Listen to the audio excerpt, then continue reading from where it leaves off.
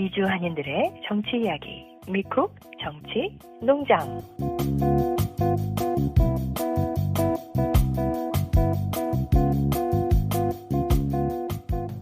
2025년 9월 3일 수요일 미쿡 정치농장 450화 지금 시작합니다. 안녕하세요. 저는 노스캐롤라이나의 염소 아저씨고요. 오늘도 뉴저지의 양이님 나오셨습니다. 안녕하세요. 뉴저지인 양희입니다. 네. 요즘에 날씨 좋죠? 거기도? 네, 되게 선선해졌어요. 네.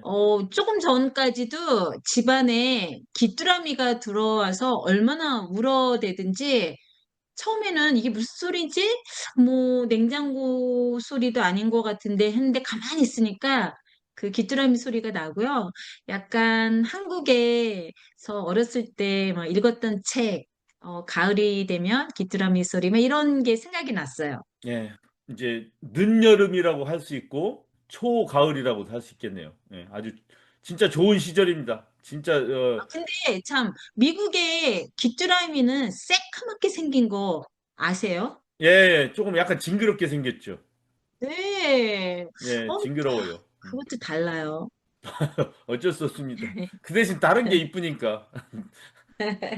자, 이재명 대통령이 지난주에 미국 방문해서 트럼프 대통령과 정상회담을 나눴고 그에 대해서 국내외적으로 많은 이야기들이 있었는데 오늘 우리 미쿡 정치농장에서 이야기를 안 다룰 수가 없죠. 그래서 그 내용을 오늘은 뉴저지의 양희님 한번 정리해 주시도록 하겠습니다. 지난주밖에 안 됐는데 한 달은 넘은 것 같아요. 하도 언론에서 시끄럽게 다뤘었잖아요. 이재명 대통령께서 8월 24일 날 2박 3일 일정으로 해서 워싱턴 DC에 방문을 했었고요. 이거는 뭐 국빈 방문이라든가 무슨 공식 그런 오피셜 방문이 아니라 그냥 워킹 비짓이라고 해서 실무 방문이래요. 그래서 실무 방문일 경우는 어떤 목적을 갖고 국가 정상이 만나는 거고 또 어떤 의전보다는 이런 협상 그런 데 더 의미를 두고 있다고 해요. 근데 오기 전부터 우리 완전히 뉴스 도배했었던 거 그때 염소 아저씨도 그거 기억나시죠? 갑자기 트럼프 SNS에 올린 대통령이 거, 예, 예. 그리고 네, 그거, SNS 올려서 뭐 이상한 나 이제 기억도 잘 안 나는데 해가지고 발칵 네, 뒤집혔었잖아요, 그러니까 뭐 한국이. 모스탄이니 그 극우분자들이 한국계 극우와의 부탁을 받은 건지 뭐 이래서 고든 창 뭐 이런 사람들이 네, 통일교에 대한 수색 이런 것이 우리는 지금 뇌물이나 이런 문제를 다 알고 있기 때문에 그 검찰이 그렇죠. 수색하는 거를 잘 알고 있는데 그 외국에서 가만히 보면은 어떤 정권이 어떤 종교 단체에 수색한다 하면은 종교 핍박으로 쉽게 생각할 수가 있으니까 그런 점을 악용해서 아마 한번 띄운 거라고 생각이 돼요. 그 처음에 많은 사람들이 되게 의문시 여기고 또 윤 대통령 지지하는 아직도 존재하는 한국의 극우 세력들은 트럼프 대통령이 윤 대통령을 지지하고 있고 이재명 대통령한테 경고를 내리는 거다. 막 이런 얘기 많았었잖아요. 근데 지나고 나서 보니까 트럼프 대통령이 이재명 대통령한테 내가 이거에 대해서 얘기를 할 수밖에 없는 상황이니까 이거에 대한 어떤 해답을 제시해라 라고 미리 이렇게 힌트를 준 것 같은 저 개인적으로도 그런 느낌이 들고 그걸 또 이재명 대통령은 여러 가지 방법으로 대처를 너무 잘했던 것 같고요. 그래서 결론적으로 그동안의 그런 많은 논란을 다 잠식시키고 국내 여론 같은 경우도 처음에는 좀 문제시 하다가 결국은 다 호평을 하고 있잖아요. 언론에서 사설에서 지금 어떻게 평가했는지 지난 일주일 동안 그거 한번 염소 아저씨 보여주시겠어요? 그동안 우리가 네. 보수 쪽 언론이라고 한 곳, 그것을 중심으로 보죠. 왜냐하면 시간이 한정돼 네. 있으니까. 괜찮겠죠? 그렇죠. 네, 조선일보에서 한미동맹 시험 때 첫 허들은 넘었다. 그러면서 뒤에 트럼프 대통령이 아주 흐뭇하게 쳐다보고 있고 이재명 대통령이 사인을 하고 있죠. 그 팬이 굉장히 유명해졌잖아요. 트럼프 대통령이 너무 마음에 들어해서 이재명 대통령이 주고 온 거였고 처음부터 가기 전부터 저 펜은 트럼프 대통령이 좋아할 만한 걸 미리 준비를 해서 선물로 줄 그 준비를 다 했다고 하더라고요. 아, 치밀하게 준비를 아주 했다. 네, 아주 작은 것까지 세심하게 배려를 했고, 그런데 트럼프가 아마 진심을 느끼고 또 같이 이렇게 맞장구를 쳐준 게 아닌가 그런 생각이 들어요. 동아일보, 조중동이라고 하죠, 우리가 보통. 예. 네.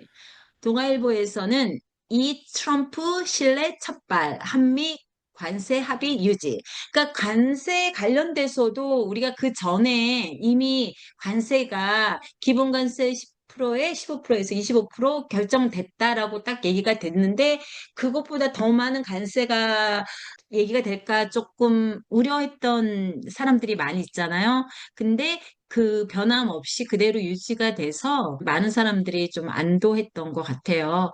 우리가 그 전에 그 윤석열 정부일 때 되게 우려했었잖아요. 미국이 원하는 대로 다 해주겠다. 그런 태도로 정부가 태도를 갖고 있었고, 트럼프는 그렇게 약자인 나라에 더 강하게 나오는 사람이기 때문에 아직도 새로운 이재명 정부가 이렇게 탄생되지 않았다면, 저는 끔찍할 것 같아요. 아마 더 엄청난 관세를 물어야 되는 그런 상황이 되지 않았을까 싶은 생각에 너무 잘 됐고, 그 점에 있어서도 동아일보도 좀 칭찬을 해주고 있는 것 같아요.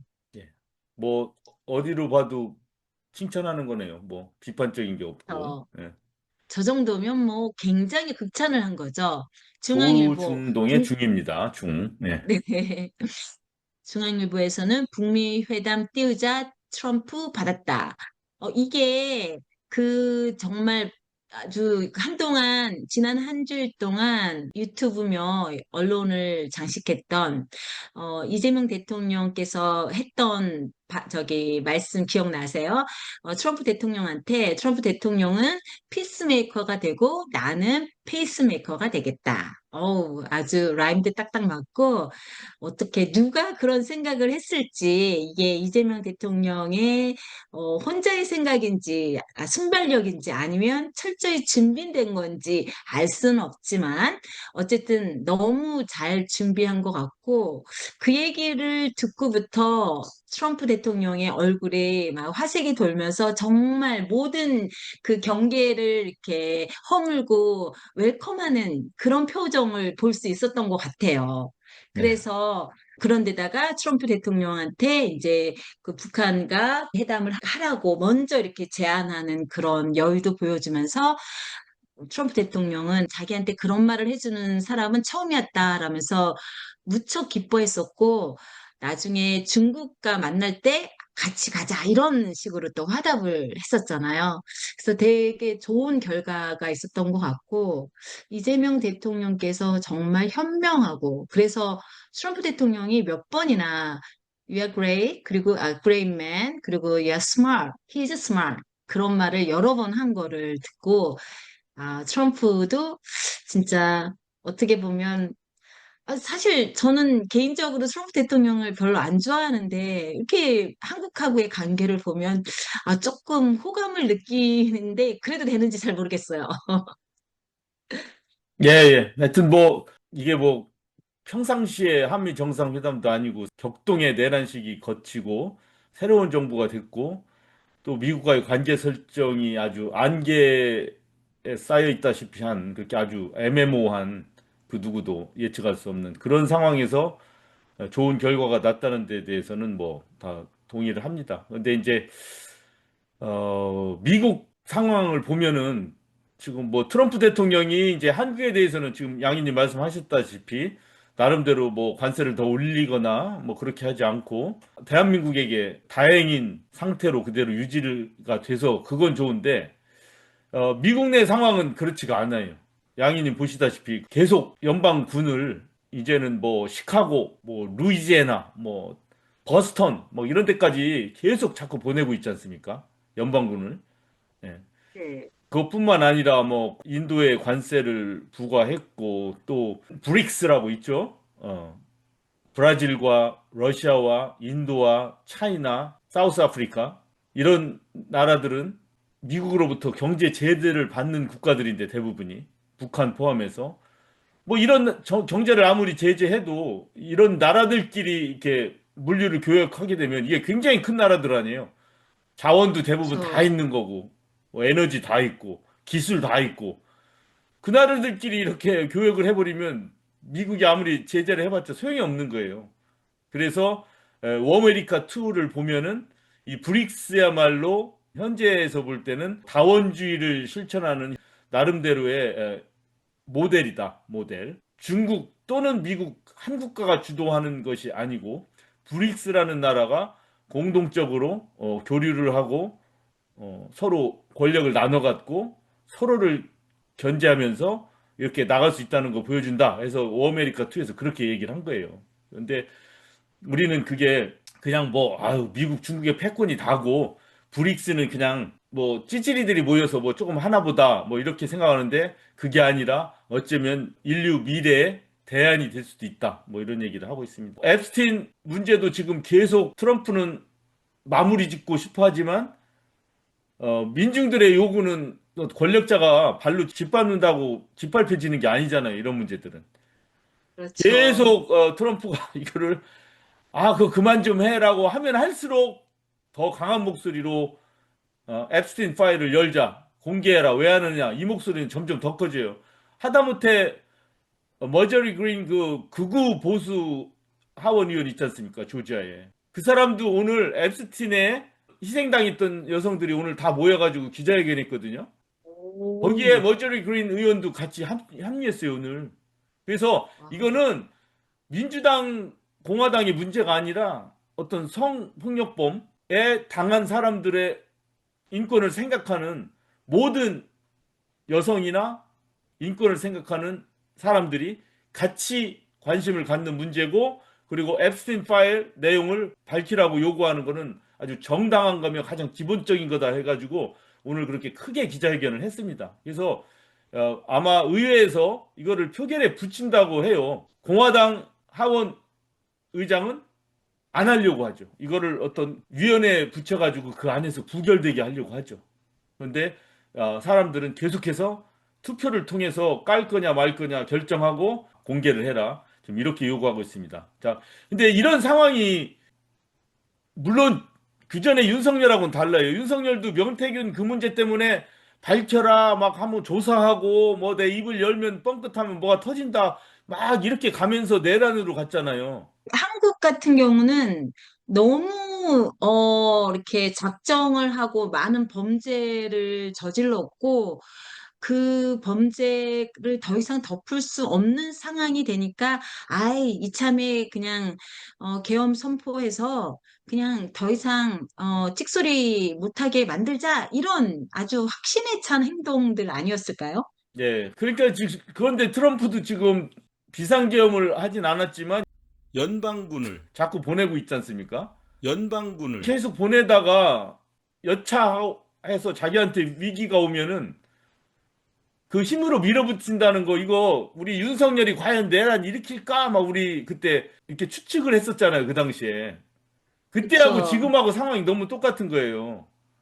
지금은 근데 양희님 말씀처럼 사실은 이 백인들이 좀 다수고 그래서 트럼프가 뭐 권력이 지금 흔들리고 이러진 않아요. 표를 계산만 해봐도. 그게 조금 달라요, 윤석열하고는. 윤석열은 그때 이제 지지율이 막 19% 이렇게까지 떨어지고 또 막 명태균의 뭐가 밝혀지고 이래서 완전히 궁지에 몰린 상황에서 결국 계엄을 발동을 하고 내란을 일으킨 거지만 트럼프는 그거보다는 윤석열의 그때 상태보다는 훨씬 좋은 위치에 있죠. 그렇지만 이것도 너무나 많은 반발들을 사고 있는 거리 많잖아요, 지금. 관세라든가 연방 준비를 대하는 거, 지금 CDC 국장을 해임시키고 계속 그 백신 음모론 같은 걸 펼치고 있고 사람들이 반발하고 반이민 문제에 대해서도 지금 인권 유린이 계속 일어나면서 그거에 대한 반발 이런 굉장히 많은 반발들이 지금 쌓여나가고 있잖아요. 이곳저곳에서. 게다가 앱스틴 파일까지도 지금 자기를 공격하고 있고. 그러니까 이 아직은 현재 트럼프는 그 전에 2024년 11월에 윤석열보다는 훨씬 나은 위치긴 하다고 보는데 막다른 골목으로 몰리고 있는 것, 그다음에 연방군을 사용하려고 하는 것, 무력을 사용하려고 하는 것, 법을 어기면서 막무가내로 압박을 가하는 것, 이런 것들은 지금 비슷한 정황으로 가고 있다. 뭐 이렇게 보고 있어요, 저는. 많은 것들이 사실 비슷하죠. 우리가 그 소뚜껑 보고 논란, 아니, 뭐, 그거 맞나요? 그, 예, 이제, 자라보고 놀란 놀란 가슴, 가슴, 소뚜껑 보고 소뚜껑 보고 놀란다. 놀란다. 그것처럼 우리 한국 사람들은 지금 윤석열 때문에 한번 모든 사람들이 지금 너무 놀랬잖아요. 예. 그런데 진짜 똑같이 이렇게 트럼프가 미국에서 하고 있는 행동들이 너무 비슷하니까 좀 되게 불안한데 그런가 하면 한국이란 나라는 사실 어떻게 보면 미국에 그 50개 주가 있는데 지금 제가 살고 있는 뉴저지랑 한국하고 남한하고 비슷한 사이즈라고 얘기해요. 음. 이 50개 주가 어쩌면 뭐 텍사스나 그런 몇몇 주는 트럼프한테 호의적일 수 있을 것 같아요. 물론 이제 대다수가 지금 공화당이 의석을 많이 갖고 있고 공화당 주지사가 또 있는 데도 많고 그렇지만 제가 생각할 때는 그 일단은 뭔가 이런 나쁜 일을 할 때는 그 목적과 그 행위를 통해서 얻는 이익이 많은 사람들이 동의가 돼야 그걸 할 수 있거든요. 지금은 왕정 시대가 아니니까. 근데 그렇게 하기에는 제가 볼 때는 트럼프는 약간 이렇게 나누는 스타일은 아닌 것 같아요. 그 지금 최근에 트럼프가 그 아들이 코인 회사도 만들고 코인도 만들고 뭐 그 일론 머스크가 X를 사서 그쪽을 컨트롤하니까 자기가 또 직접 SNS 만들어서 하고 뭐 이런 식으로 그냥 자기 맘대로 다 하잖아요.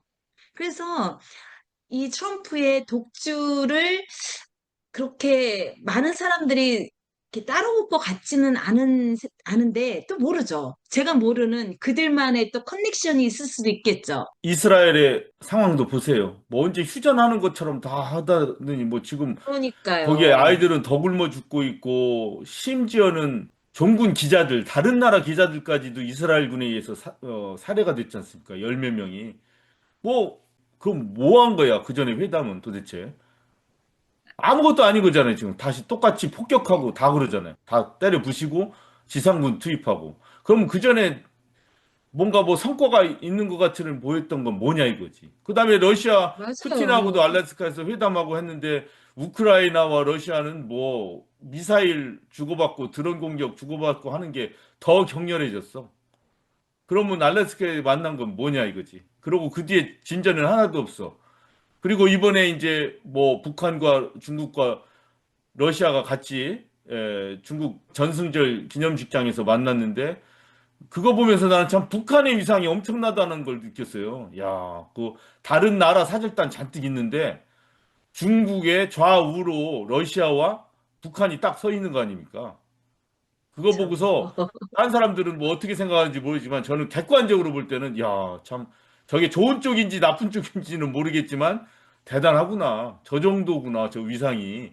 그게 결국 외교의 힘이겠죠. 예. 그러니까 자주외교의 힘이에요. 북한은 자기들이 그쵸. 스스로 결정하기 때문에 멋있게 보이는 거고, 오늘 우리가 이재명 대통령이 외교 이거를 저는 오늘 막말을 하겠습니다. 지금 찬물을 끼얹는지 모르겠는데 성과가 있는 거는 저도 인정을 하는데 언론에서 얘기하는 거나 또 극우들이 얘기하는 것도 마찬가지예요. 그 낯간지러워요.